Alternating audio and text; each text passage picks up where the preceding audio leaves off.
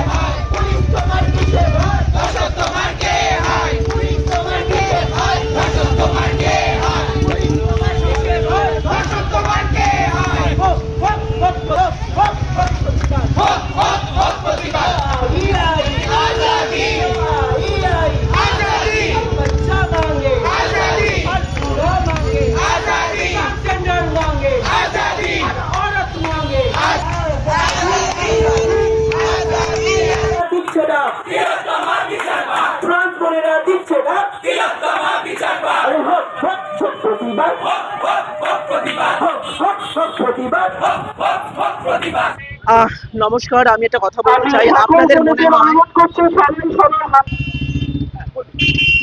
আপনাদের মনে হয় যে আপনাদের বাড়িতেও আমাদের বাড়িতেও বোনেরা রয়েছে, মারা আছে। যদি আজকে আমাদের মা বোনের সাথে এই ঘটনা ঘটতো, আমরা চুপ করে বসে থাকতে পারতাম? আপনি পারতেন? যেই বিচারপতি এই ডেটটাকে পিছাচ্ছেন, আজকে ওনার বাড়িতে যদি এই জিনিসটা হতো, উনি পারতেন ডেটের পর ডেট পিছাতে? এইরকম ধর্ষকদের আমরা একটাই শাস্তি চাই, ফাঁসি চাই। আমরা চাই যাতে এমন কঠোর শাস্তি হোক যাতে পশ্চিমবঙ্গ তথা ভারতবর্ষে এইরকম রেপ হওয়ার, এইরকম মার্ডার হওয়ার আগে লোকে দুবার ভাবুক, লোকে ভয় পাক, লোকের গায়ে কাঁটা দিক, লোকে যাতে এটা করার আগে একবার ভাবে যে না, সে একটা মেয়ে, তার গায়ে হাত দিলে কি হতে পারে, কি শাস্তি হতে পারে। আর আমরা আমাদের ট্রান্স করে আজকে এই জন্য বেরিয়েছি, কারণ আমরা হলাম সমাজের পিছিয়ে পড়া মানুষ, যেটা সবাই ভাবেন, কিন্তু না, আজকে আমরাও সেই মেয়েটির জন্য রাস্তায় নেমেছি, কারণ আমরা চাই লড়তে, আমরা চাই জাস্টিস পাই। 5 বছর হলেও আমরা ওয়েট করব, এই প্রতিবাদ কন্টিনিউ হবে। এটা 1 মাস ধরে হচ্ছে, এরপরে যদি আরো 1 মাস থাকে আরো 1 মাস প্রতিবাদ হবে, যদি 1 বছর হয় 1 বছর প্রতিবাদ হবে। আমরা রাস্তায় নেমেছি, আমরা রাস্তায় নামবো, আর আমরা এই জন্য লড়বো। আমাদের কোনো সংগঠন নেই, আমরা সমস্ত কোনো দলীয় নেতা কোনো কিছু নেই, আমরা কোনো পতাকা নিয়ে আসি। নারীরা আজকে রাস্তায় নেমেছি, আমরা হাওড়ার রূপান্তরিত নারী।